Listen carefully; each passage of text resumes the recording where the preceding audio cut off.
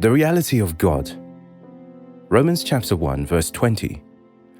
For since the creation of the world, God's invisible qualities, his eternal power and divine nature have been clearly seen, being understood from what has been made, so that people are without excuse. The Apostle Paul states a powerful argument in support of the reality of God in Romans chapter 1 verse 20. He pins the evidence of the invisible God on the undeniable reality of the visible world. There is much in our world that hints at the reality of the other world. We are told, for since the creation of the world, God's invisible qualities, his eternal power and divine nature have been clearly seen. While I use the terms hints, Paul uses a strong phrase and insists that the created world is an undeniable revelation of the invisible qualities of God. Paul is either speaking about the act of creation or the things created. If he is referring to the act, we must contemplate the fact that there is an uncanny argument for an intelligent designer being behind the wonderful order of this world. As we contemplate the order of the world, we must turn our minds to the second law of the thermodynamics. This is called entropy.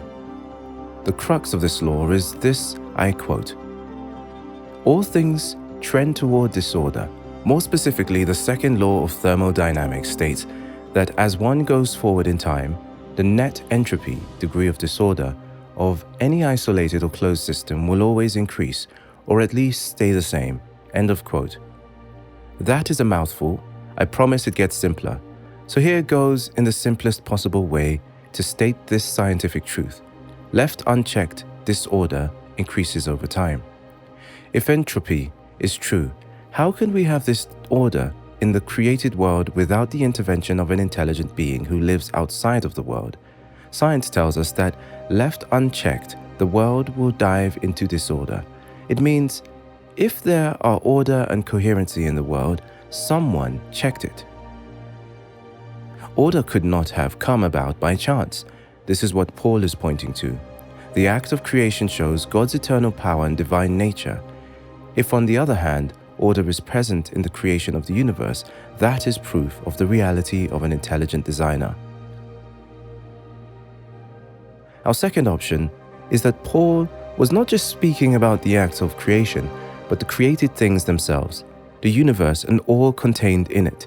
These things exist in order, and there is a splendor embedded in the universe that cannot be denied. These undeniably point to the reality of God. Philip Yancey states, "The ordinary natural world contains the supernatural, a necessary step since we do not have the capacity to apprehend God directly.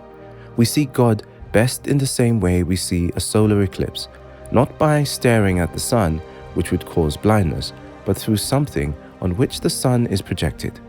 God has fashioned the earth as a projection of his power and divine nature. Who can look at the heavens and deny the reality of God?" David rightly declares in Psalms 19 verse 1 to 6, "The heavens declare the glory of God, the skies proclaim the work of his hands. Day after day they pour forth speech, night after night they reveal knowledge. They have no speech, they use no words, no sound is heard from them. Yet their voice goes out into all the earth, their words to the ends of the world. In the heavens God has pitched a tent for the sun. It is like a bridegroom coming out of his chamber, like a champion rejoicing to run his course. It rises at one end of the heavens and makes its circuit to the other. Nothing is deprived of its warmth."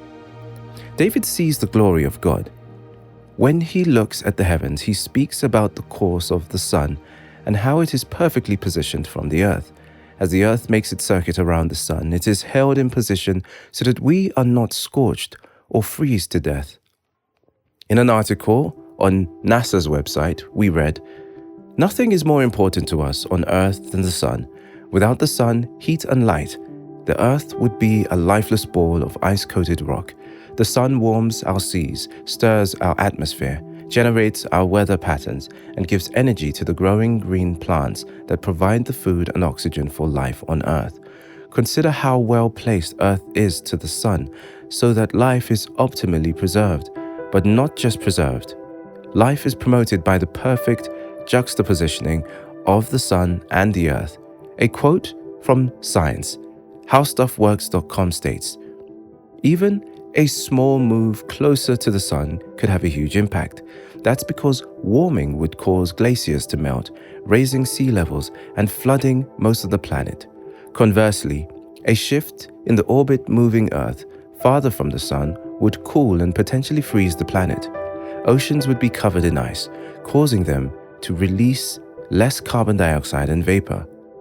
I am awestruck by the marvelous default positioning of the universe to work in our favor. Our God is a God of precision. He is a methodical God. We must see the reality of God in these great and marvelous things. No wonder the Creator looked at His creation and declared it was good. The goodness of the created cosmos is for the benefit of man.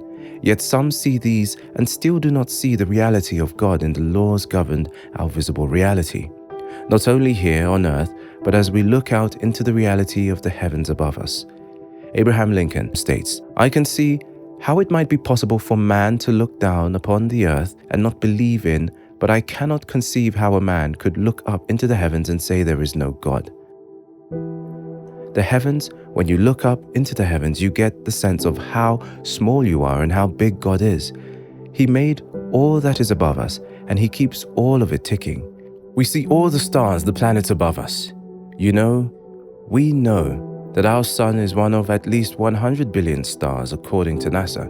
Just imagine that God is control all this, and yet He is still interested in your life and interested in you, whilst being the CEO of the universe, and we expect to understand a God of this magnitude. No wonder God didn't attempt to even justify His existence in the opening verse of the Bible. He just starts the Bible saying, "In the beginning, God," because He is the beginning of everything. In actuality, God hasn't given us much about His own history before the creation of humanity. He has not told us a lot of what we would like to know.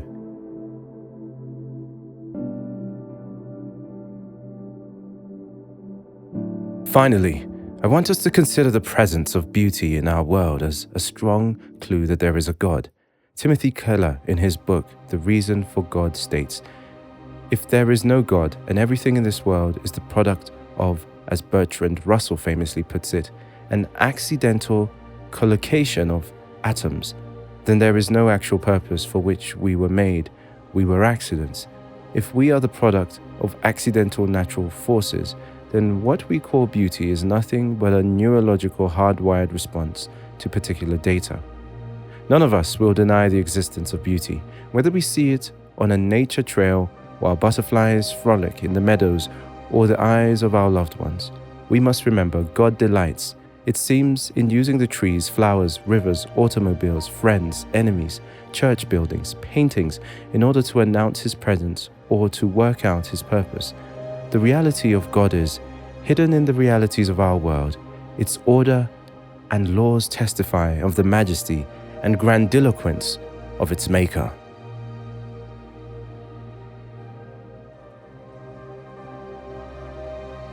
God is indescribable.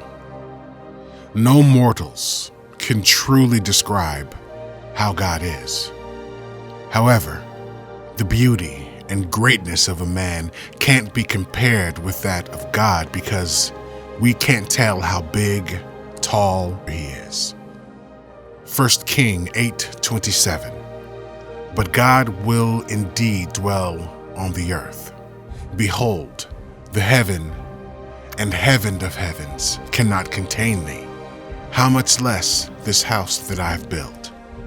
What a God! Because of His awesomeness, we are indebted to Him in showing and giving Him what He truly deserves.